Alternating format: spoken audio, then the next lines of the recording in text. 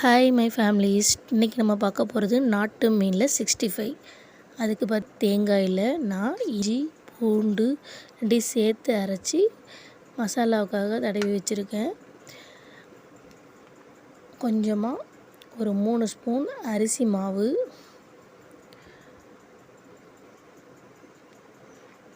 மீன் நல்லா கிறிஸ்பியாக இருக்கிறதுக்காக ஒரு 3 ஸ்பூன் சேர்த்துருக்கேன்.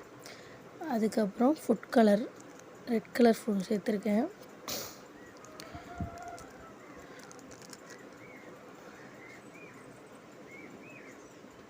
அப்புறம் மீனுக்கு தேவையான அளவுக்கு உப்பு,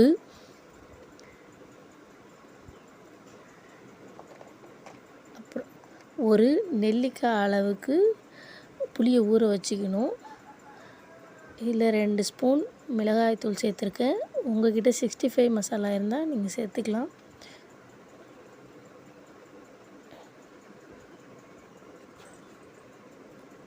இப்போ ஊற வச்ச இந்த புளியை நல்லா திக்காக எடுத்து இதில் சேர்த்துக்கணும்.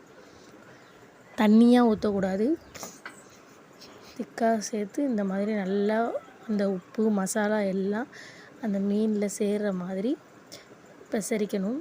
கார்ன்ஃப்ளவர் மாவு போடாதீங்க. கார்ன்ஃப்ளவர் மாவு போட்டிங்கன்னா மசாலா தனியாக வந்துடும். அதனால் கொஞ்சமாக மைதா மாவு சேர்த்துக்குங்க. ஏன்னா மைதா மாவு சேர்த்திங்கன்னா எல்லா மசாலாவையும் அப்படியே சேர்த்து ஒட்டி வந்துடும். கார்ன்ஃப்ளவர் மாவு போட்டிங்கன்னா மசாலா தனியாக மீன் தனியாக போய்டும். அதனால் யாரும் கார்ன்ஃப்ளவர் மசாலா சேர்க்காதீங்க. இந்த மாதிரி நல்லா பெசரி ஒரு 1/2 hour ஊற வச்சு, அதுக்கப்புறம் எண்ணெயை கொதிக்க வச்சு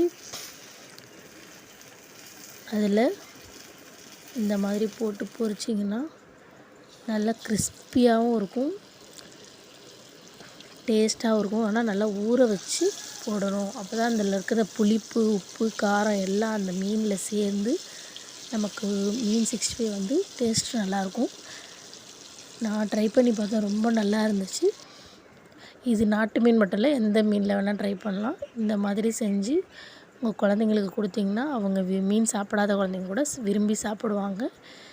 இதுபோல் மேலும் உங்களுக்கு நிறைய வீடியோஸ் பார்க்கணுன்னா என்னோட JBS 22 சேனலை சப்ஸ்கிரைப் பண்ணுங்கள். Thank you friends.